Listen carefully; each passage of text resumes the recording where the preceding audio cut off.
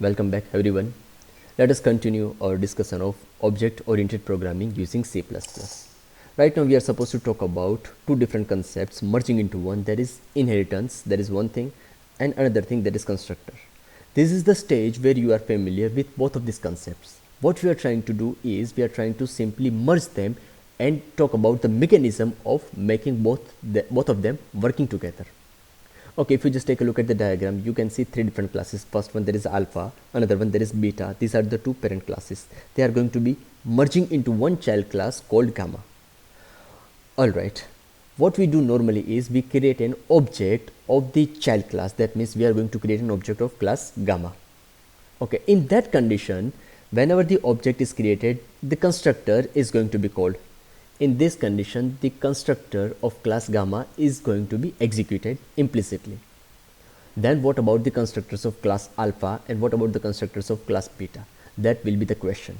Okay, we are here to talk about the solution or the mechanism given to us to implicitly make calls to the parent class constructors as well. That means we are going to make call to alpha, we are going to make call to beta, and that is going to be, of course, without missing, because that is the job of the constructor. It has to be called.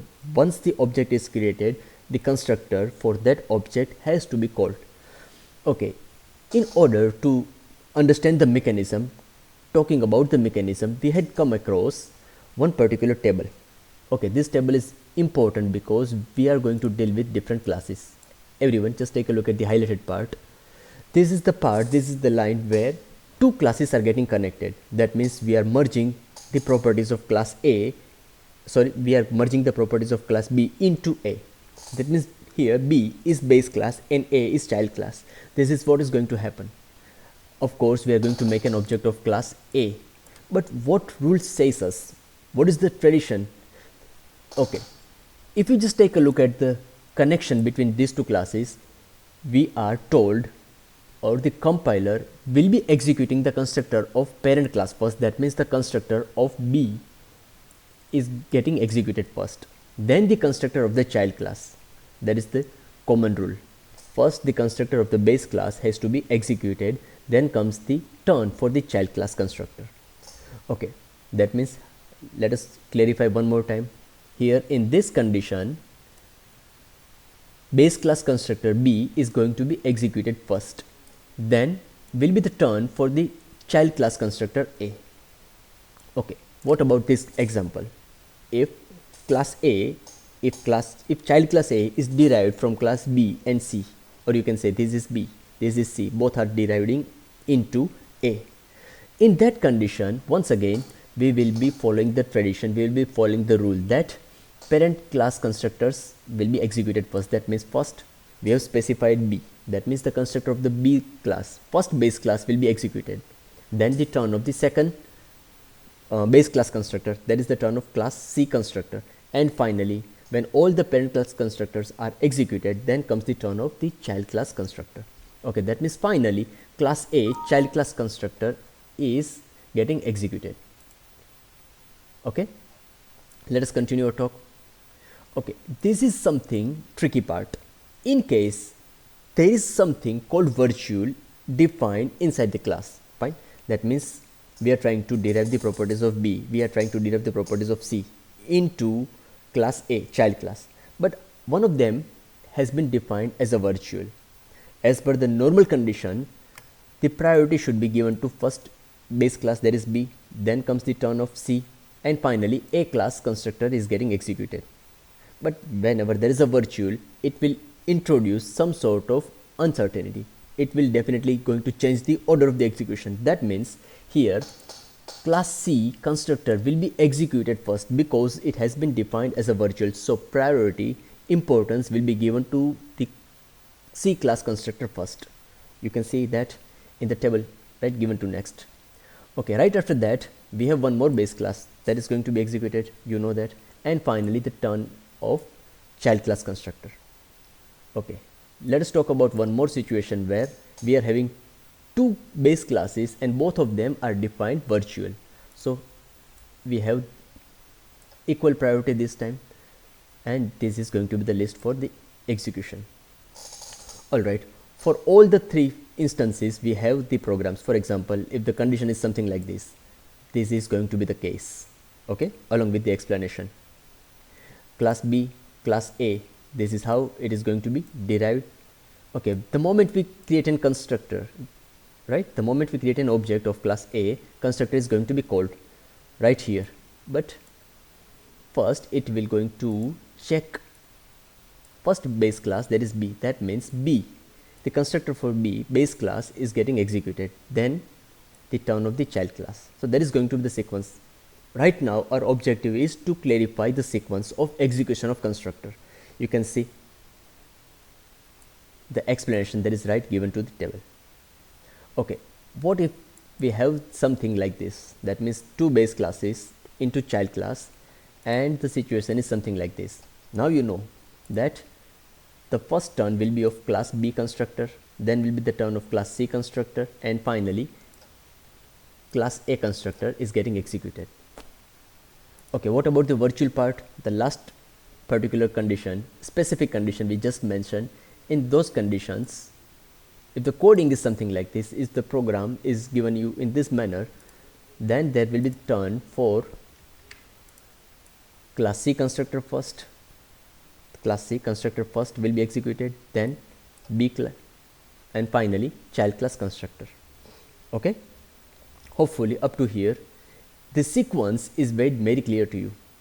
Alright, if the sequence is clear to you, now we can try our hands on some programming. Alright, let us talk about one particular program. If the sequence part is very clear to you, assuming that the sequence is clear, you can understand the sequence properly, perfectly. Okay, we are here to implement the same logic using alpha, beta and gamma classes.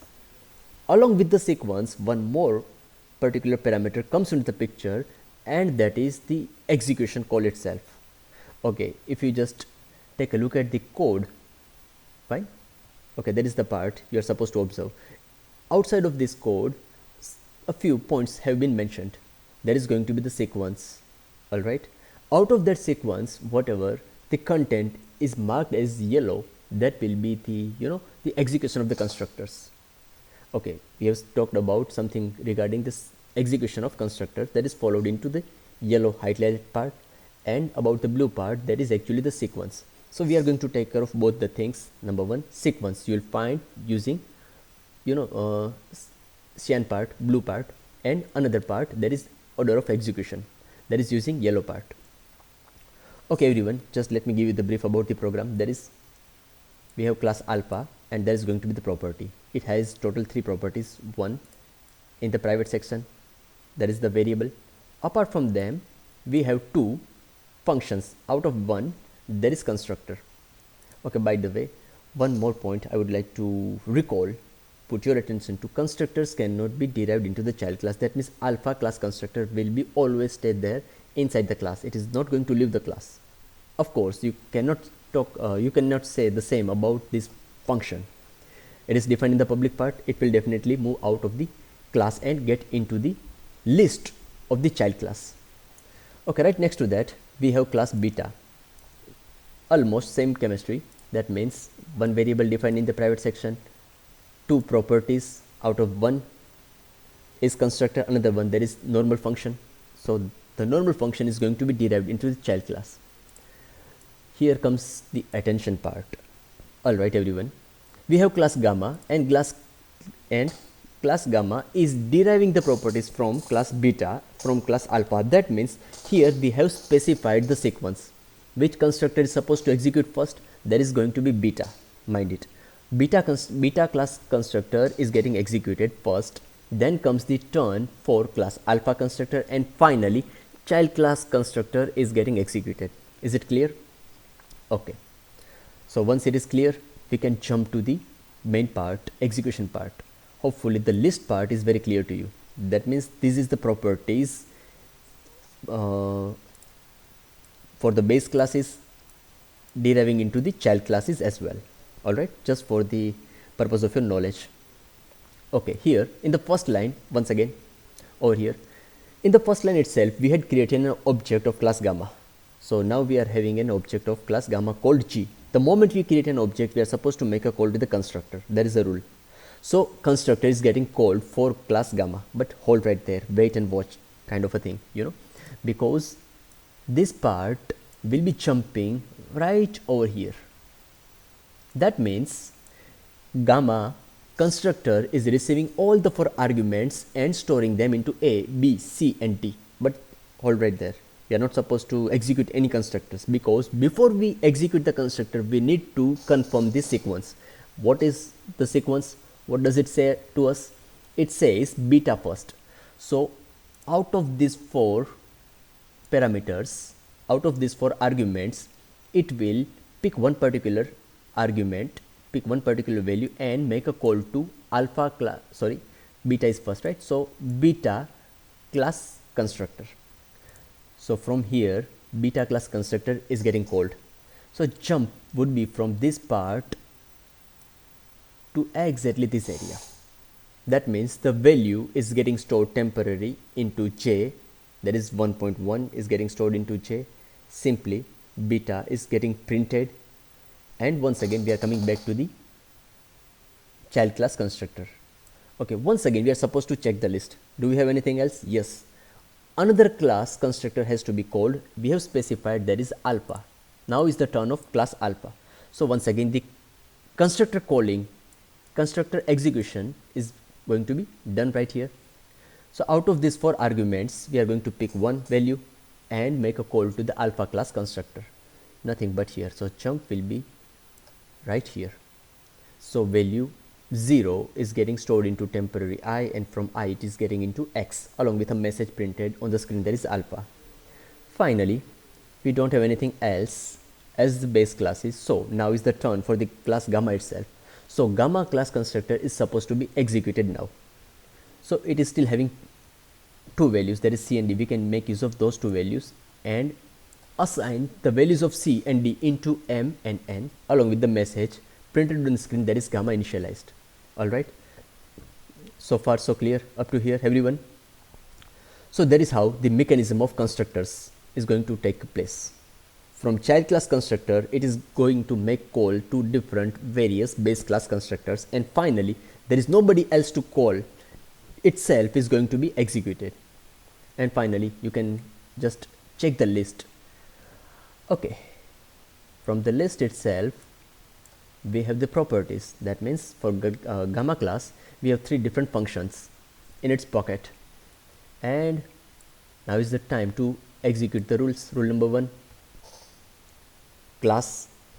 object list and class list both must be same. So you can find show X in the list, of course it is there. Okay, another rule number 2, it has to be defined public, of course it is defined in the public part. So go there, execute the definition. Simply you can print the value of X just like that, value of Y, and finally the value of M and N are getting printed. Hopefully this practice, this discussion is very helpful to you in understanding the concept of constructors inside the inheritance. Alright, have a very good day everyone, take care.